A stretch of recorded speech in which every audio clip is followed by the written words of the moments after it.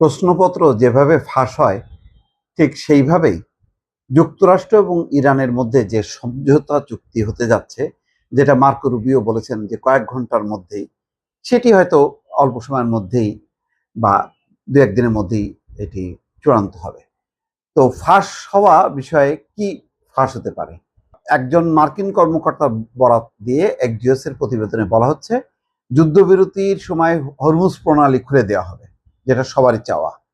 বিশ্ব বাণিজ্যের গুরুত্বপূর্ণ এই নৌপথ দিয়ে জাহাজ চলাচলে কোনো টোল আদায় করা হবে না।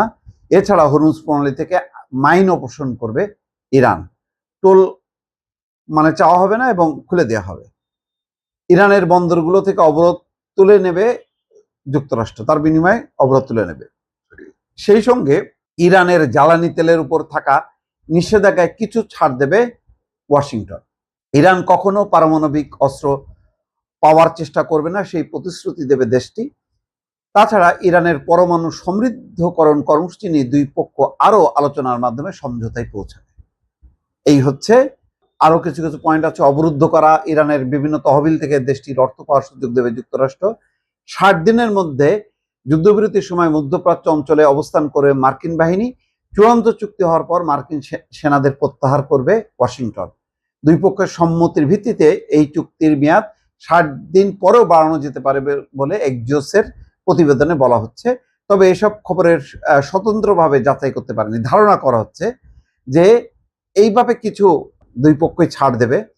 নিউ ইয়র্ক টাইমস জানিয়েছে যুক্তরাষ্ট্রের দুইজন কর্মকর্তা যে ইরানের সমৃদ্ধ করা ইউরেনিয়াম ত্যাগ করার প্রতিশ্রুতি প্রস্তাবও আছে, কিন্তু সেই ইউরেনিয়ামটা হস্তান্তর করবে কিনা যুক্তরাষ্ট্রের কাছে নাকি রাশিয়ার কাছে দেবে, এই বিষয়টা ফয়সালা হয়নি। মোট কথা একটা ফয়সালা হতে যাচ্ছে, কারণ এই ফয়সালা ছাড়া ট্রাম্পের সামনে বিপদ, সামনে তার নির্বাচন, সামনে তার জনমত এবং অর্থনীতিটা নিয়ন্ত্রণে পুনরুদ্ধারের জন্য জনমত তার পক্ষে আনা খুবই জরুরি, তা নাহলে ট্রাম্প টিকতে পারবে না। তো সব মিলায় একটা উইন উইন সিচুয়েশন। ইরান ওই যে টোল আদায় করবে না, এটা টোলটাও হয়তো ছিল একটা ট্রাম্প কার্ড বা একটা প্রেশার কার্ড, যে কার্ডটা দিয়ে ইরান হয়তো যুক্তরাষ্ট্রের উপর এবং পশ্চিমাদের উপর চাপ সৃষ্টি করছে যে যদি তুমি ইরানে হামলা বন্ধ না করো তাহলে আমি এটা প্রয়োগ করব। তো এখন যেহেতু হরমুজ প্রণালী খুলে দেবে, ইরানে হামলা হবে না এই প্রতিশ্রুতি দেওয়া হবে, এবং যেই জব্দ করা সম্পদ ফেরত দেবে, নিষেধাজ্ঞা প্রত্যাহার করবে, এই বিষয়গুলির কারণে হরমুজ প্রণালীর টোল আদায়ের বিষয়টা ছাড় দিয়েছে। কিন্তু পারমাণবিক কর্মসূচির বিষয়টি নিয়ে এখন অস্পষ্টতা আছে। এটা নিয়ে হয়তো আরো আলোচনা করা হবে, এই জন্য সময়টা আরো বাড়ানো হচ্ছে। অর্থাৎ এই পরিস্থিতির মধ্য দিয়ে ইরান যেমন একটা স্বস্তি পাবে, তার দেশটা পুনর্গঠনের একটা সুযোগ পাবে, তেমনি হাফ ছেড়ে বাঁচবে ডোনাল্ড ট্রাম্প।